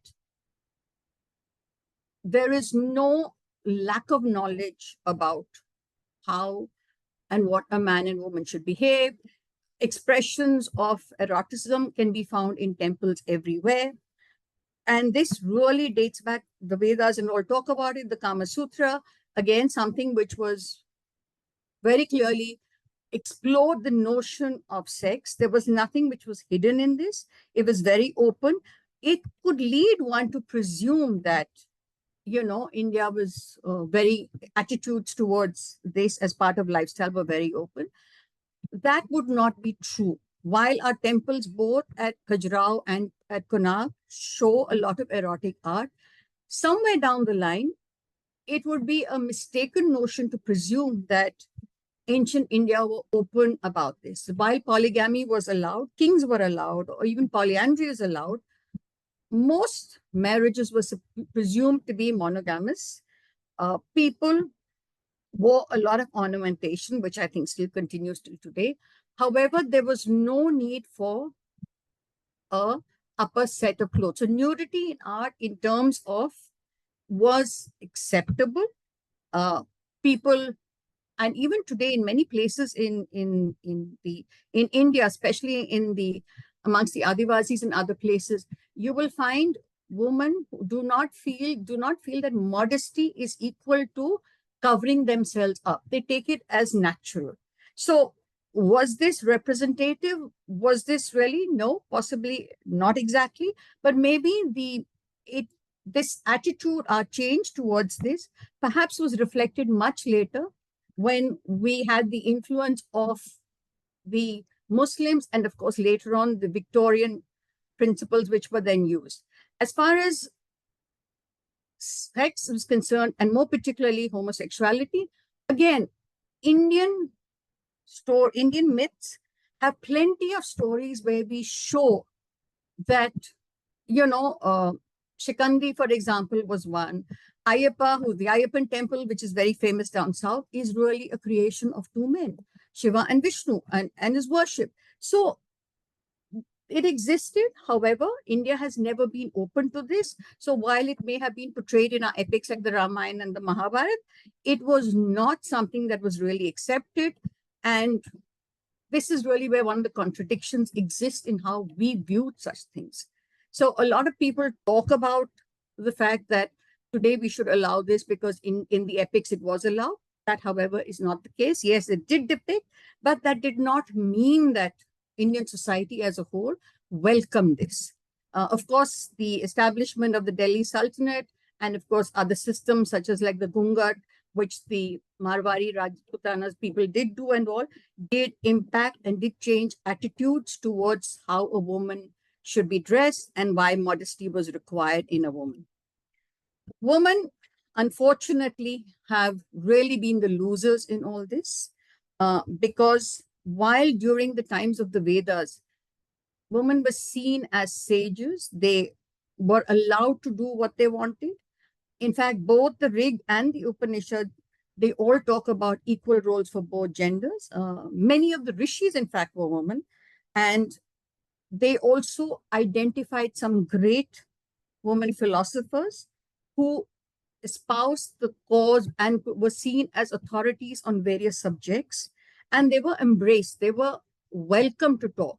But this was not welcome in later ancient India, as we can see, and it really starts again, like I did say, with the Gupta dynasty. So these are what the Vedas say about the role of a woman and what she should be doing. Now, I did say that the first thing that when we talk about ancient Indian history, according to Western thinkers, it really started with the Indus Valley civilization. So the question really is then, and this applies, I think, to many ancient Indian cultures. Do we only believe the written word? Does or do not oral traditions count for anything? Stories, are they all meant to be myth? Is this true or is this not true? Because if that is the case, then why are we even today so influenced by the Ramayana? Why is the ideal man still considered to be Lord Ram? Why are we always told that you should be like Ram, or, the ideal woman is like Sita? Why does that continue? Why is that narrative so repetitive even today? And is it possible, and I'm just throwing this question open, is it possible that maybe somewhere there is an element of truth in this? And while researching this, I came across this gentleman, Nilesh Oak. Now, he dates these two epics. And according to him, and Professor Dinesh Singh spoke about how advanced our knowledge was astronomy was and how accurate the sky of 5,000 years ago was. Now, Nilesh Oak has used these same datings, which were mentioned in the Ramayana, and he dates the yudh between Ram and Ravan to 12,209 BC.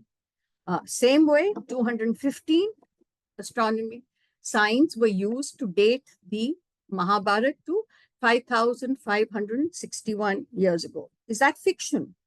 I have no idea. But as civilization grows and as technology becomes more and more advanced, we are finding elements of truth in what was seen as myths. Here is an example. Dwarka, we've all heard of Dwarka, its association with Krishna and long considered a myth. Well, archaeologists have found beneath modern-day Dwarka a place which dates back 9,500 years ago. This is evidence. So, do we need to relook at what was ancient India? Is there a period of history that we have lost because we have chosen to ignore it? And if we were to find more, what would that mean for our history? Where would we go? Would our understanding increase? Because let's not forget that when we talk about science and technology, the Pushpa, which was used in the Ramayana, was an incredible craft which could move sideways, frontways, was absolutely silent. Today, the Pushpa was, according to a NASA scientist, he found the details of it. It was built, and it is the rover which is being used on Mars today. So, was it? Have we missed something? Is there a part of our story which we are not? And unless we find that, our history will never be complete. We will never know as to what is it. And it's quite obvious. If you do not know your lineage, you will never know your history. So, do we need to spend more time on this? Should we do something about this? How can we do it? That's it. Thank you.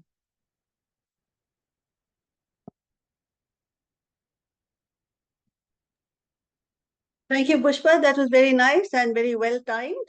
I really must appreciate your time management.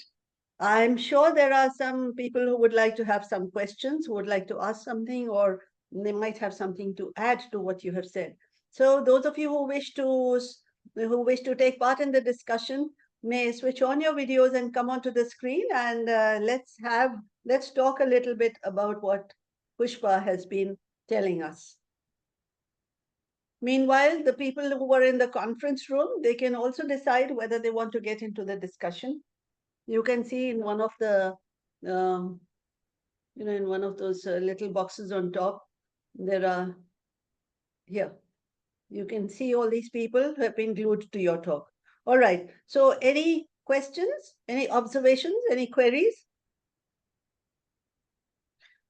Pushpa, I would like to ask you, when you're keeping in mind your interest in ancient Indian civilization and all that, have you been to all these places that you talked about?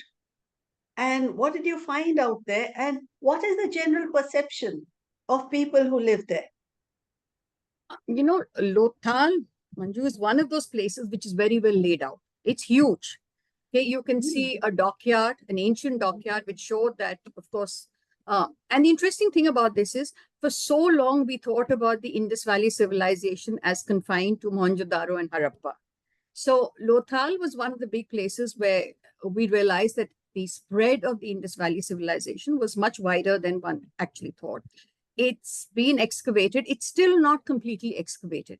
However, Lothal is more recent than Rakigiri, which has just now been discovered last year. Unfortunately, we have, whatever has been recovered has been very crudely put into a shed kind of thing. It's not really been laid out. But when you visit these places, what really gives you an insight is to how much of the Indus Valley civilization, how big was it, and what a tragedy that we still have not understood the language that they used. I mean, people have been able to understand what the Egyptians wrote, the Sumerians wrote. We still have not been able to crack the code on the Indus Valley script. I mean, there's been a lot of trial on it. Perhaps some lucky person will one day discover, but we're all guessing as to what it was like. But it was a very active community. It was a community which was trading, prosperous. They obviously knew their seas because they were trading right across. So that knowledge, marine knowledge, was something that existed with them like long before, we even presumed to exist. And what is fascinating, and like I said this at the beginning, there are no signs of an army. The Indus Valley civilization does not seem to have an army to protect its borders. Now, that's so strange, because when we think of even modern day, everybody has an army. Every country has an army. But here's a civilization that dated back so many years ago. They do not seem to find the need to have an army. Now, either they had a way of repelling invaders, which I do not know about. There is no, but it's a mystery, unlike lots of things about this. Yes, so there are some great places in India. These places like Lothal, Rakigiri, all these places have a lot to offer. Archaeological Survey of India is doing a great job in trying to find new sites. Let's just hope that someday we know the full story. And how do you get there? Where exactly is the location? Lothal is in Gujarat. So it's not very far. It's easy enough you can go. And of course, Rakigiri is right here in Haryana, just further up from Hisar. So it's just about an hour from Hisar you can go and you can see it. And the thing is that all these are places which, you know, some local was digging and he finds something and then informs. So it's just by sheer coincidence. It's not even planned. And that's the tragedy. We have so much of treasure, but we don't know about it. We don't care about it. That's really the tragic story. Are these places being developed as tourist spots? They are. Lothal has definitely been developed properly. Rakigiri, they are looking at doing. But unfortunately, I think as a student, as a history buff, I think there's a lot more that needs to be done. Perhaps we need to encourage more private-public partnerships because that would bring in the money and the expertise would come from the government side. So it would really be great if that could be done. Okay, any questions from the audience? From the delegates out here? I don't see anything on the chat. Yes, there is something. Just let me see what it is. Dr. Vindhya, if you're trying to speak, you're actually muted.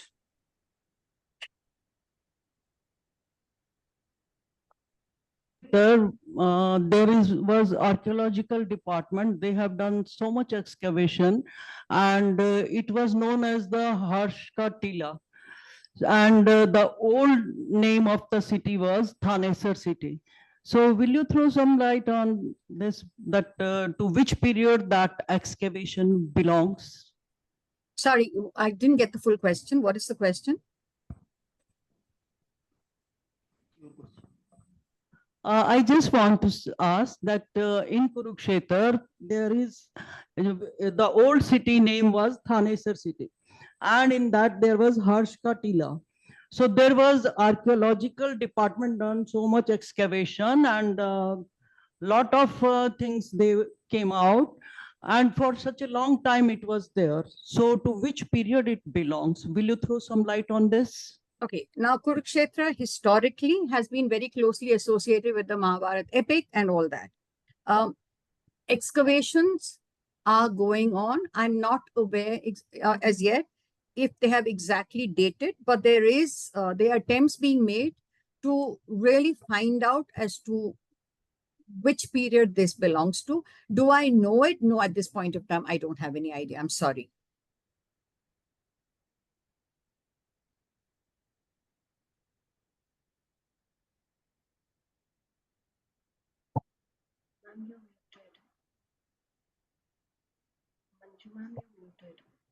Manju ma'am, we can't hear you.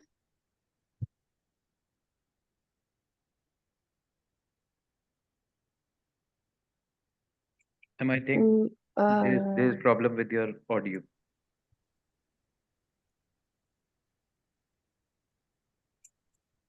Ma'am, you're not audible.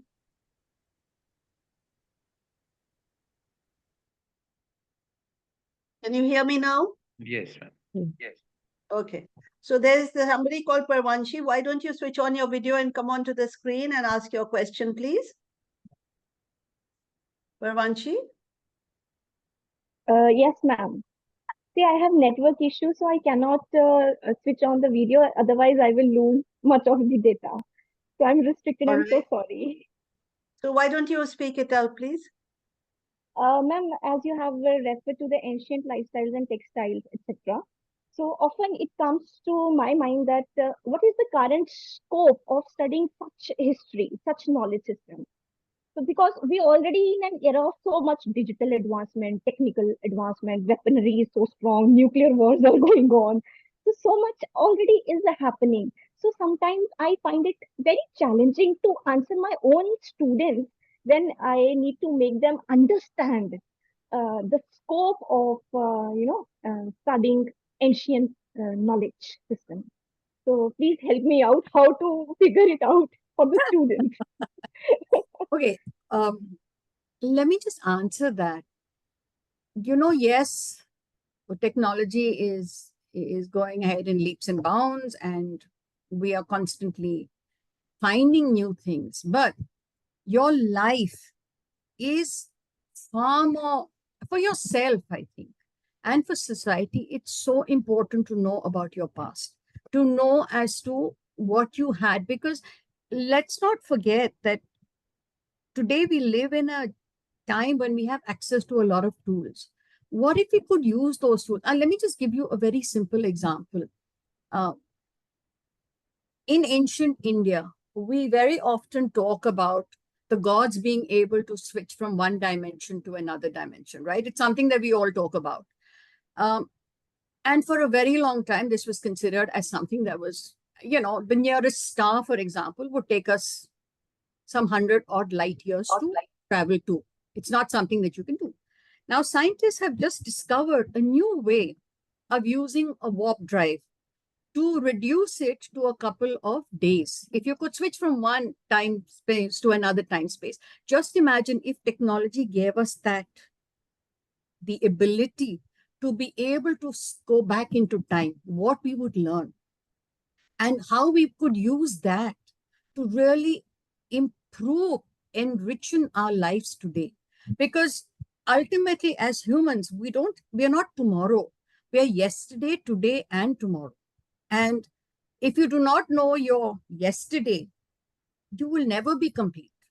So technology has a lot to offer us. I mean, it's not something that you can ignore. I don't think we can. And I don't think our students also will ever. They're always into tomorrow, tomorrow, tomorrow. But like Professor Dinesh said, there was so much that we had in that point of time that if we could use how well it would leverage tomorrow's generation into being better rounded, into knowing. I mean, when you gain more knowledge, you can think more. And for many of the myths that we were taught, I mean, the literature has plenty of examples. I don't know how many of you were fans of Star Wars, for example. Is there anybody here who's seen Star Wars? Yes, myself. All right. So, Yes. so you remember Luke Skywalker's planet, Tatooine? Yes, ma'am. Right? Yes. It had two suns. Yes. Right? So when the movie came out, everybody laughed and said, ah, ha, ha, ha, what a joke. Well, today science has discovered that most stars are binary and in some cases triple. Now, is that science fiction? Is that the truth? We have learned a lot. I mean, there is a lot that still remains unknown to us. That history is as valuable for our development as anything else. I hope that answers the question. Thank you so much, ma'am. That's a very straight example with examples. So I will be able to solve the queries of my students further. Thank you. Thank you so much. You may be familiar with this quotation, there is more in heaven and earth than is dreamt of in your philosophy. Shakespeare. Quotation. How can we forget Shakespeare? Yeah. Then somebody wants to know if you can suggest some books, some texts that will support the argument that, we had a thriving knowledge system at one time. You can read, I mean, there is plenty of stuff available. I would suggest that do a broad search. Do not be confined by influences, by which I would mean rather Western influences, because let's be clear about one thing. It has always been in the interests of colonial powers to say that thanks to us, you got civilization. Without us, you would be savages. But parallelly, if you just think, I mean, here's a classic example. Who discovered America? The answer will be Christopher Columbus, right? The obvious answer. No, that's not true. Hundreds of years before Christopher Columbus, America had already been discovered. But because there wasn't newspaper, there was no newsprint, there was nobody to talk about it loudly. So it existed. So everybody talks about what the internet has. There's plenty of material on the internet. Read, find out. You can get many, many different opinions and make your own opinion. I don't think I can tell you that this is the one place that you should refer. I think you should read various sources and then make up your own minds, because ultimately you should decide as to what you think is correct and what is not correct. Because what I'm telling you is just my perspective. And I've also read various people and I'm giving you a perspective. But yes, if you look at carvings, if you look at, temple sites and all that, you will see examples of the richness of Indian history. Aryabhatta, of course, is well recognized. We also know, and I think the fact that how advanced we were in science, chess, something that is played the world over, was invented in India. We started chess. We were the ones who did Ludo. Professor Singh talked about plastic surgery, rhinoplasty. There is an example. Sorry? No, nobody said anything. I did not hear anything. Okay, I think Please I heard carry on. something. No, please carry on. The decimal point was again something that was invented in India. So there's a lot that we had. There are many, many things. Ayurveda, how can I forget Ayurveda? One of the most important things, yoga, which today is something that the West accepts. Long before any Western system of medicine taught, Ayurveda taught us that there has to be a balance between the mind and the body. Health is not just external health, it's not physical health, but also mental health. And only when the two work in tandem are you as a human being centered within yourself. This was all ancient stuff. This is all philosophies which showed how advanced we were. There are plenty of examples. You can see the Kailasa temple. If any of you have been to Aurangabad and seen this temple, it's mind-boggling. And you know one of the strangest things about it? When an excavation takes place, and an excavation on such a huge scale, there would be debris lying somewhere. There's nothing lying here. It's one clean thing, beautifully made, carved. How did we do this? We had the technology, we understood the science, and we understood how to do something like this.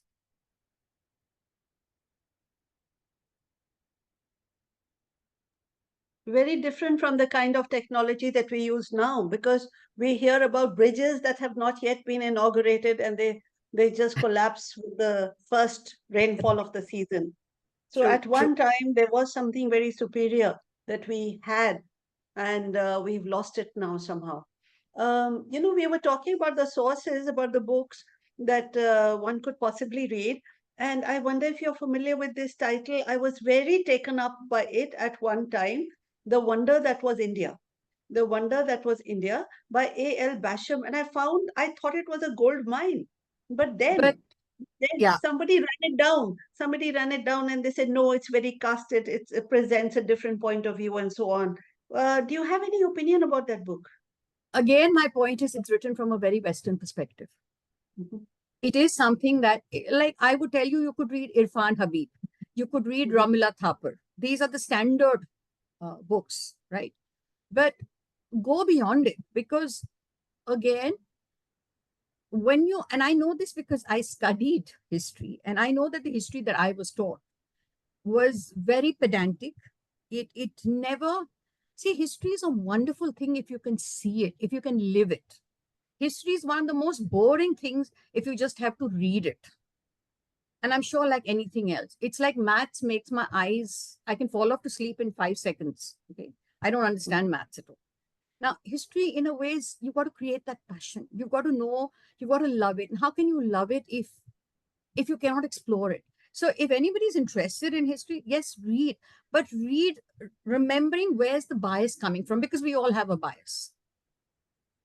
And if you read, for example, books from South India, you may be reading, I mean, you may be reading about the same thing, the same object, the same person, but it's a different perspective. Yeah. So there's a lot happening. There's a lot of research happening in ancient Indian history right now. So plenty of reading that you can do. But like I said, explore, find what really you think that, look at your options and then create your own opinions. What one experience that I really treasure is my visit to the Hampi ruins, And soon after that, I read this book by Salman Rushdie, Victory City, in which he's talked about Vijayanagar and about the history of that particular period. It was amazing, really. So if we can integrate our own experience with history and actually go and visit these sites, I think it's going to be a wonderful thing. Absolutely. I mean, we had so much knowledge. It's a tragedy that it's been lost in the mists of time, or we've not. I mean, again, the fault also lies with us, I think. I think the fact that we've adopted a more rigid system of education, a lot of our learnings are influenced by what the West has given us, has also in a way deprived us of our own past. But Pushpa, keeping in mind what Professor Singh said, there are some scholars from the West who have done a lot of work, like Robertson and the other gentleman from Russia, Nemirovsky. Yes. I have shared the link with the WhatsApp group. So perhaps you could read up more about it. All right. Would anybody like to speak up from the audience? I'm sure you've all been very interested in what was being discussed. And let me see if there's anything in the chat. No, just a few compliments. Great session and all that. And thanking you, Pushpa. Thank you, guys. And for those of you not interested in history, I know I've tried to keep it short. And no, we are all interested in history because this is the humanities faculty. I would suggest that all of you who are logged in, why don't you switch on your videos so that, we can all come onto the screen together. It'll be nice. Yeah. So please switch on your video so that we can all come onto the screen. Great. So everyone has not, there are still 48 people logged in. So everyone is not showing up here. And of course, then there is that conference room where people are sitting out there. And all of us would like to say a very big thank you to Pushpa, for she's a jolly good fellow. Thank you, Pushpa. Thank you so much. Yeah, we've enjoyed listening to you and we'd love to hear you again. Now, if you just wait for a minute, I would love to take a screenshot. Okay. Yeah? Okay, so your best smiles, please. And anybody else who's doing it, because someone, wait. Yes, I've got a screenshot now. I'll share it. Wonderful. So thank you, Pushpa. And we'll meet again sometime. The rest of you are requested to stay on for another couple of minutes. Okay, so Neeraj, where are you? Yeah, please unmute. Tell them about the feedback form. Yes. So, good evening, everyone. We have feedback form for the FDP day 1, which we will share on the WhatsApp group. And for the people who have joined from the conference hall of SRM, for them, Professor Manju Jaitka will share the feedback form on email. So kindly do fill the form and submit it. Yeah, Thank you. that will be very nice. Every day we'll be taking a feedback form from you. And meanwhile, any thoughts that you have, any thoughts or suggestions or whatever, keep a tab on them. And when this session is over, when the event is over, then we will discuss it all. So with that, thank you very much. Wait for the feedback form and fill it up today, please. Bye. I hope you enjoyed today. Did A you enjoy lot. the 2 sessions? A lot. Great. It Okay, was bye-bye. Yeah. Bye bye.